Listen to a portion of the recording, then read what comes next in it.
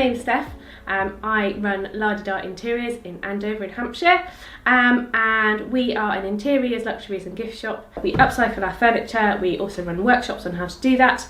We're Sloan stockists, and today I'm going to give you some top tips on how to get going with some quick easy projects using Sloan chalk paint. This is a little dressing table that we have, and as you can see it's a shiny surface. One of the advantages of using Sloan is the fact that it's a really nice water-based paint. It's non-toxic and low VOCs, so there's hardly any smell to it at all. It also goes on really nicely, really quickly. You don't have to do any prep or sanding, so you can literally get going straight away. With your tin of paint when you get it, maybe just give it a little turn upside down just to make sure it's mixed. This is graphite, which is a near black. What we're going to do with this piece of furniture is we're going to do a base coat in graphite, and then we're going to go over the top in a nice Paris grey, which is a lovely light grey, and then we're going to do a little distressing on the edges just to make sure that the black comes through, a little bit of the wood comes through, and we're going to give this little dresser a makeover. First thing we're going to do is remove the drawers, just with a dry paintbrush in there, just to make sure that all the cobwebs are gone. We'll give our paint a bit of a stir. This is a mix-it stick. The handle of a spoon is good to use as well. I like to use an Sloan brush. They are hog's bristle and split-ended, so you get a nice smooth coverage. You can use any brush, but the better quality the brush, the better quality your paintwork will achieve. Annie also designs everything that goes within her range to be quick, easy and simple to use, so for the best, easiest results as such, it's best to use Annie's products with it. So we'll just dunk in the end. You only need to dunk in a little bit into the paint. And then, even though this is a shiny surface, you can see we will literally just paint it straight on. You can paint in any which way. You don't have to go sort of with the grain or anything like that. You can literally just paint it away. So we've put the first coat on, and while that dries, which will take about half an hour, we're going to look at some of the drawers. One of the most common questions I get asked is what is the best way to paint the drawers? Do you paint the sides? Do you paint inside? Etc. And there is no right or wrong answer. It depends on the piece of furniture, what look you want to achieve. But the easiest way I'm going to show you now is to use something called frog tape, which is available at most DIY stores. It's painter's masking tape. It's a brilliant bit of kit. It sticks to most surfaces, but when you pull it off, it won't pull off any paint that's underneath it, and it leaves a nice clean, crisp edge along the way as well. So all we're going to do is pop some paint along the edge of the drawers. Make sure you smooth it down nicely so that you get a good crisp line there, and obviously do the same on the other side. And then what we want to do is just run a line down here as well.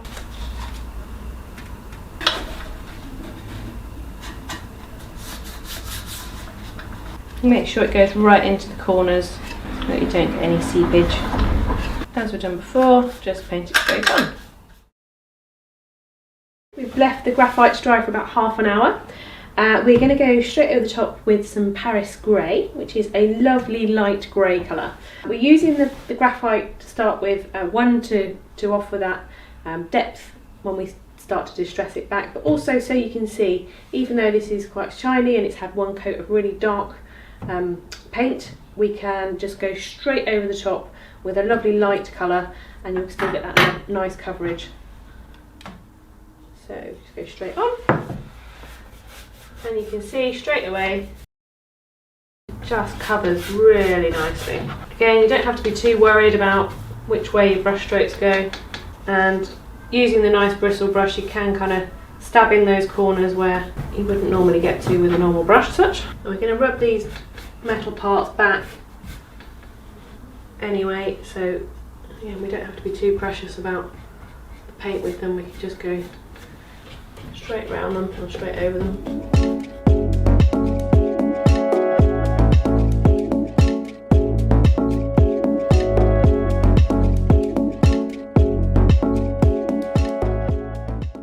So we're going to do some waxing now, and this cabinet we have painted in old white. Some of it's been waxed already, just to show you the effect that we're going to achieve. We're going to use clear soft wax to start with, then we're going to move on to dark wax, which will give it this antiqued look. We're going to use wax brushes to apply it. We're going to rub off any excess with a lint-free cloth, so any cotton sheet or old tea towel will be perfect. And we're also going to use some gloves just for the dark waxing bit, because the pigment can stain your fingers otherwise. So by using a spoon with the clear wax, you ensure that you don't get transference from the paint back into your tin. You just pop it on liberally. Again, any which way it goes is absolutely fine. And you want to rub in the clear wax. Annie likens it to applying hand cream. You want to make sure that it's seeping into the surface of the paint as opposed to just sitting on top. So now we're going to put over the dark wax. The dark wax looks a bit like boot polish. You can see it's really, really dark in there. We're going to pop it straight on. It's literally just after the clear wax is on, it's still kind of wet. We're going straight on, and it will probably look quite horrendous to start with, but bear with it, it will get better. So we pop it on, and as you can see, it's quite scary, and after you've spent hours painting your piece of furniture and waxing it, you're kind of going, oh my god, I can't believe I've now just ruined it with all the dark wax. But because you put the clear wax on first, it gives you the opportunity then to start manipulating it and control that dark wax and bring it back. You start to wipe it off.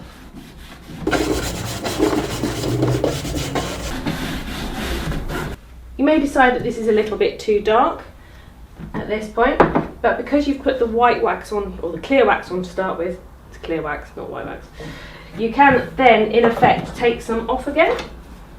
So by just using a little bit more of the clear on a cloth, you can then start moving it around and literally taking off some of the dark and blending it in. So the wax will be touch dry within half an hour or so. However, officially your wax will take 3 weeks to cure. So by week 3 of having it done, it will be as tough as it's going to be and a tough, durable surface. So you see, by just rubbing it in and then rubbing off, you can then start to control where the wax sits. And you want to work with a piece of furniture to where it would naturally be worn. So for example here, around the doorknobs is probably going to be more naturally where it would wear over time. So when looking for something to add sort of the character to, detail is always nice, and it makes dark waxing much more fun and interesting. But the thing to remember is not to be scared. You know, if you do dark wax something and you decide you don't like it, you can always, if you've used clear wax, take it off again. But not only that, if you decide you really, really don't like it, you can just paint straight over it again with another layer of chalk paint. So you can change colour, you can go back to flat finish, you can do all sorts. The possibilities are literally endless. So to make this piece of furniture really sing, we've decided to pop on some gilding wax. The gilding wax that Annie produces is available in 5 different colours. They're all blendable, so we're going to use the gold, so we're going to use a bit of warm gold and a bit of bright gold just on the highlights. It's a little bit like applying makeup. You don't want to kind of put it everywhere because it looks a bit over the top, but just to bring out our best bits, that will be a nice way to do it. So I always use my fingers. You can use a brush, and you'd wash your brushes like you would with any other waxes, just with some warm water and some washing up liquid, but I personally find that fingers are really good. You'd use this like you would makeup, as I said, and you'd use the highlighter just to bring out her best bits, so just on the raised edges, on the bits that you really want to make pop. And because the wax underneath is still wet, i.e. we've just applied it, you will find that you can blend it in quite nicely. with the two different layers.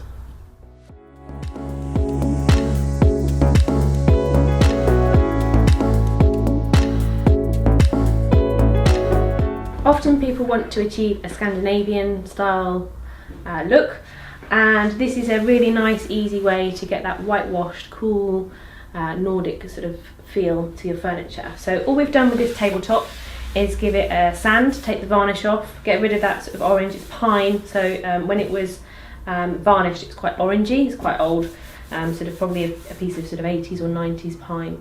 So we've just sanded it back, so this is literally just raw wood.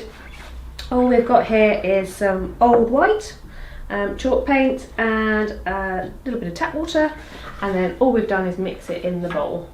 So with a large brush we'll just make sure that the pigment is floating around, I suppose, in the solution. So we've created a nice wash. So all we're going to do is very simply just paint it straight on. So all you do is pop it on in a nice even kind of way. Not really that difficult, you literally just paint it on, as you can see by me splatting it on there. Obviously making sure that we get all the edges. You can use any colour to do a wash with. All of the chalk paint is water based, so therefore it's soluble. All you need to do is just add more and more water until you get the colour you desire. So you can see the clear difference between the painted or washed and non-washed areas. All we're going to do now is let that dry, and then we're just going to simply wax over the top.